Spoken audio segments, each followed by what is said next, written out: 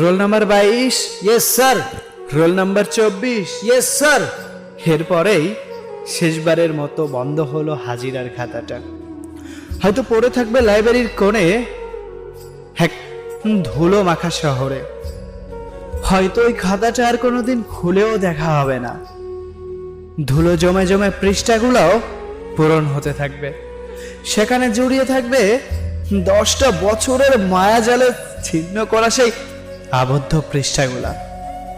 কিছু নাম আর তার সাথে জড়িয়ে থাকা জীবনের সকল উষ্ণ স্মৃতিগুলা। বন্ধু, আজ আমি কলেজ যাব না, তুই আমার প্রেজেন্টটা দিয়ে দিস। তখনই স্যারের হাতে ধরা খেয়ে কান ধরে দাঁড়িয়ে থাকা। আমাকে কান ধরিয়ে দাঁড়িয়ে থাকতে দেখে ওই দিনে সকলের তামাশা, সকলে আমাকে নিয়ে টোল করতে থাকলো। সেই বন্ধু আমাকে নিয়ে টোল করলো যেই বন্ধুর জন্য আমি কান ধরেছিলাম। হ্যাঁ, এটাই বন্ধুত্বের স্মৃতি। এমন স্মৃতিগুলা জড়িয়ে থাকে আজন্মকাল।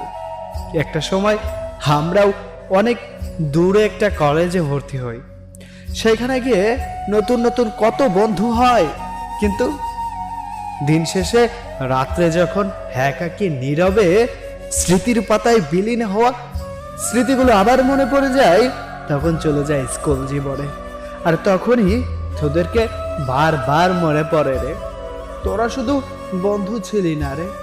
ছোট্টবেলার বন্ধুগুলা নিঃস্বার্থ হয়, বড় হয়ে যখন বন্ধুদের মধ্যে স্বার্থপরতা দেখতে পাই, তখনই বুকটা কেমন যেন ছিদ্র হয়ে যায়।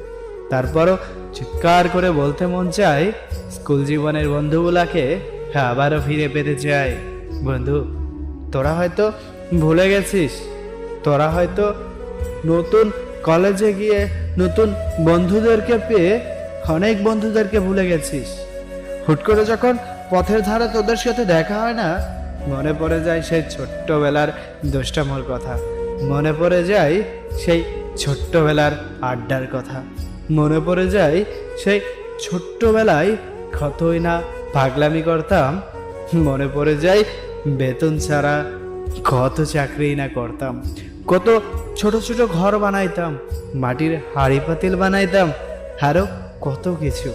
যদি তোদের সাথে এই বিষয় নিয়ে আবার আড্ডা দেই না, আড্ডা শেষ হবে না, আবার মনে হবে আরো একবার ফিরে পাই ওই ছোট্ট ছাত্র জীবন।